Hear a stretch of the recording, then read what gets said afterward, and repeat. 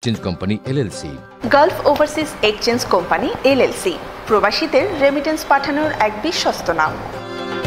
আজকে আমরা যে জালান স্কুলের মাঠে বসে আমরা আজকে এই প্রোগ্রামে এসেছি। একদিন এই জালান স্কুল নিয়ে ওখানে অনেক কিছু হয়েছে, কেস হয়েছে, লেবার কোর্টে কেস হয়েছে, কেউ কেউ অ্যারেস্টও হয়েছে। আলহামদুলিল্লাহ আমি ধন্যবাদ জানাই বর্তমান কমিটিকে, যারা যাদের অক্লান্ত পরিশ্রমে আজকে এই স্কুল আমাদের গর্বের স্কুল, যে স্কুল দেখলে আমাদের অন্তরস্থল থেকে দোয়া আসে। আমি সবাইকে অনুরোধ করব, আমাদের ছোট্ট ছেলে মেয়ে যারা আমাদের ভবিষ্যৎ, আমাদের বাংলাদেশের ভবিষ্যৎ, কে বলতে পারে কালকে এই স্কুল থেকে লেখাপড়া করে হয়তো বাংলাদেশের প্রেসিডেন্ট হবে, বাংলাদেশের প্রধানমন্ত্রীও হতে পারে। তো আমি সবাইকে অনুরোধ করব, আমাদের মাসকাট থেকে আমরা যারা এসেছি, বিভিন্ন সংগঠনের সাথে যারা জড়িত আছি, আমি সবাইকে অনুরোধ করব এই স্কুলের প্রতি যেন সবাই খেয়াল রাখেন, আর্থিকভাবে সহযোগিতা করে আমরা যেন এই স্কুলকে এগিয়ে নিয়ে যাওয়ার জন্য আমরা যেন সহযোগিতা করি।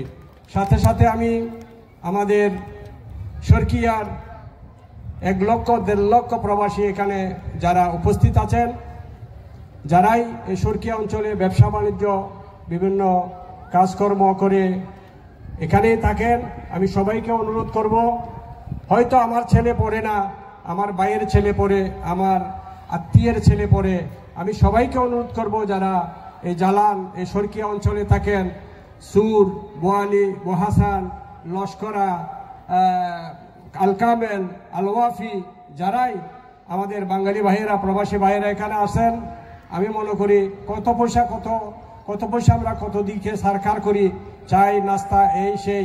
তো আমরা একটা বারে যদি চায়ের পয়সা যদি আমরা এই স্কুলকে দান করি, আমি মনে করি এই স্কুলের কোনো সমস্যা হবে বলে আমি মনে করি না।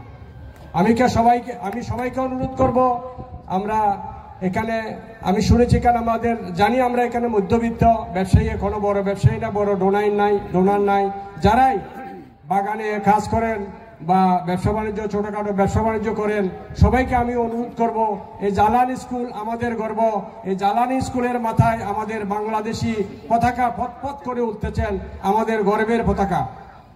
তো আমি বলবো, আমি সবাইকে অনুরোধ করব, জালানবাসীদেরকে সবাই যেন এই স্কুলের প্রতি খেয়াল রাখেন। এই স্কুলের প্রতি সবাই যদি আমরা একবারের একটা চায়ের পয়সা যদি আমরা 100 পয়সা যদি আমরা ডেলি এই স্কুলের জন্য সঞ্চয় রাখি, আমি মনে করি এই স্কুলের যারাই পরিচালনা করেছেন তাদের এই স্কুল চালাতে কোনো কষ্ট হবে বলে আমি মনে করি না। কি বলেন আপনারা? সবাই আমরা এই স্কুলের দিকে খেয়াল রাখবো, আপনাদের প্রতি আমার অনুরোধ থাকবে।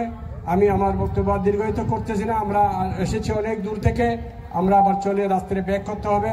আমাদের রাষ্ট্রদূত মহোদয় আছেন, উনি গতকাল থেকে এখানে অপেক্ষা করতেছেন, এখানেই আছেন। আপনাদের এই স্কুলের এত সুন্দর একটা প্রোগ্রামের জন্য আপনাদেরকে আমার অন্তরস্থল থেকে ধন্যবাদ জানাই, এবং সবাই আমার জন্য দোয়া করবেন।